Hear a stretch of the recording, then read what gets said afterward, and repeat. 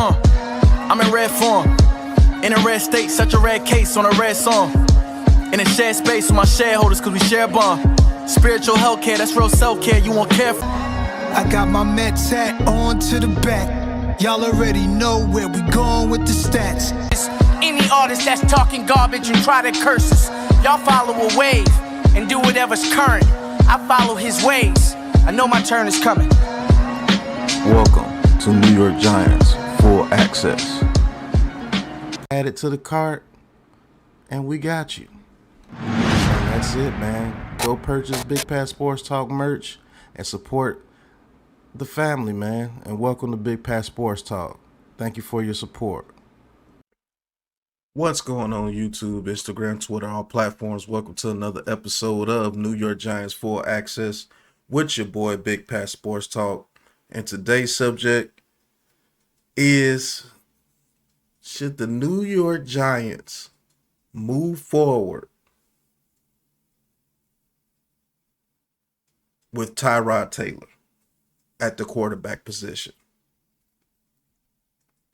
Now, this is going to be a touchy subject for a lot of fans. Is because, let's be honest with you, it's like a civil war between this Giants fan base with Daniel Jones and whatever quarterback they want to bring in. It's like a civil war. It's like the people that like Daniel Jones are talked about by the people who don't like Daniel Jones, and the people that don't like Daniel Jones are talked about by the people who do like Daniel Jones. I am on the side of, I think Daniel Jones can be actually good to very good quarterback in this league if he's protected. And a lot of people say that he's average at best, mid at best, he sucks, he's this, he's that. And unfortunately, against the Miami Dolphins and in the blowout loss to the Miami Dolphins, Daniel Jones got hurt. And so this past week, Tyrod Taylor came in, and we gave the Buffalo Bills all they can handle. To be honest with you, the Buffalo Bills was trying to give us the game, but for some reason we couldn't get one touchdown in the game. We got 3 field goals, and we lost the game 14-9. It came down to a penalty at the end of the game that was not called on Darren Waller for defensive holding, and we lost the game 14-9. Now, throughout the game, I'm going to be a realist here. Throughout the game, I liked a lot of the things that Tyrod Taylor was doing throughout the game. He looked poised. He looked poised in the pocket. He threw some very good passes down the field to Hyatt, to Slayton. And he threw, 5 passes over 20 yards in the game. We haven't seen that in a game in a very long time. And that's what some of the things that the people who don't like Daniel Jones was complaining about, that we don't see any down the field throws. Tyrod Taylor had very good pocket presence in this game. He made some plays with his feet, but he didn't make the crucial plays that we needed in order to win the game. Same complaint that you have about Daniel Jones. But I see on the Twitter feeds, you guys who do the All 22, you're posting all of Tyrod Taylor's good things, which he did do some very good things. Those throws to Darius Slayton were on point. He caught 2 of them, dropped one. He threw one to Jalen Hyatt, 40 yards down the field, ran to the left, set his body, threw that ball 43 yards down the field. Jalen Hyatt made a heck of a catch, but it was called back by a phantom, illegal man down the field penalty, which is typical Giants. We always get penalized when we do something good. Not going to sit here in front. Tyrod Taylor, I think he's earned another opportunity to go out there and play against Washington, especially if Daniel Jones is not healthy enough to play against Washington. If Daniel Jones is not 100%, I don't want him touching that field with that neck injury. So yes, I will want a Tyrod Taylor to start over an 80% or a 70% Daniel Jones with that neck injury. Don't risk that man's career, however the chips may may fall, I mean. But I do believe Tyrod Taylor has definitely earned the opportunity to at least go out there against Washington and see if we can get us a victory against the Washington Commanders. We beat them all the time, so why stop this year? He's done some very good things. I think he made a boneheaded play by giving it to Barkley on the 1 yard line before halftime with 14 seconds left and no timeouts. But it's his first time playing in a long time. It's been miscommunication with this quarterbacks and this play calling all year long. So let's get to play calling. Now, I don't care what nobody says. The play calling yesterday, even though it showed its ugly head again in certain instances, but they got Tyrod Taylor out of the pocket because they know that our offensive line is not good. They did rollouts with Tyrod Taylor, something that they didn't do with Daniel Jones. Why can't you roll Daniel Jones out of the pocket? That's when he's at his best, in my opinion. The play calling with this team has got to get better for any quarterback to succeed. Why is Darren Waller not working the middle of the field for the majority of the game?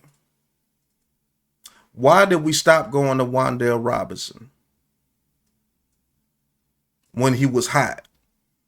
When you seen that they were sitting on things, and Wan'Dale Robinson has that quick twitch in him now to be an elite slot receiver in this league. I do believe he's going to be pretty good. But you got to feed your horses.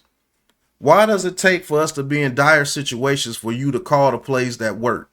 Why is Waller not attacking the middle of the field against a defense that's missing their middle linebacker, their captain of their team? That was a weak point on that defense Sunday night. But we didn't attack it until we absolutely had to. There's no reason why Darren Waller and Wan'Dale Robinson should have had about 100 yards apiece that game.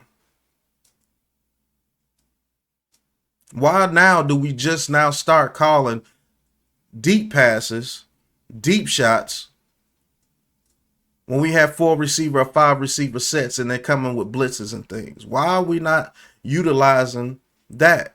Why are we not using Waller in the middle of the field when people are sending blitzes when we have 4 or 5 receiver sets out there? This play call is not helping out Tyrod Taylor or Daniel Jones. And I'll be honest with you, I don't give a damn which quarterback goes in there.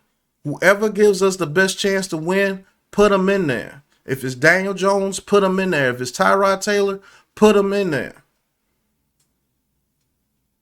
One thing this coaching staff is going to have to do, you don't need no controversy on your hands. If you want Taylor in there, put Taylor in there and bench Daniel Jones. Or you get this offensive line fixed and put Daniel Jones in there and let him play a quarterback's game like you let Tyrod Taylor play. Because I will say this, Tyrod Taylor did make this offense look a little bit more exciting. He did. Not going to take that away from him. And maybe if you use the rookie receiver that you traded up for in the 3rd round, maybe we look a lot more exciting because that dude wants the ball.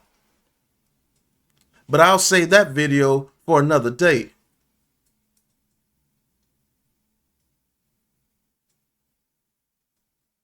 So, should the Giants move forward with Tyrod Taylor moving forward throughout the rest of the 2023 season? I say no. If Daniel Jones gets healthy, you put him back in there. But I will say this, he has earned the opportunity to go out there and play against Washington and let us see what he can do. And if he wins that game, hey, hey, if he goes out there and wins that game and we're able to throw the ball down the field and we look a tad bit explosive with Saquon Barkley back, sometimes a guy can play his way into a role and there's nothing you can do about it. I love DJ to death, but if this dude goes on a 2 or 3 game win streak and he's still on the bench, you got to keep Tyrod in there.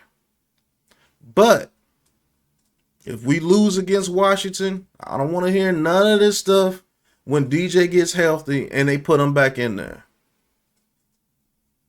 But we're going to see what this offensive line is made of, because we're going against another very good defensive line coming up against the Washington Commanders. You better sign Justin Pugh. And hell, you might want to try to get La'el Collins in the game if you're able to sign him. Hopefully Andrew Thomas can get back within the next 3 weeks, hopefully. But thank you guys for watching this episode of New York Giants Full Access with your boy Big Pat Sports Talk, Giants news and rumors. Should Tyrod Taylor be the quarterback moving forward throughout the 2023 season? You guys let me know.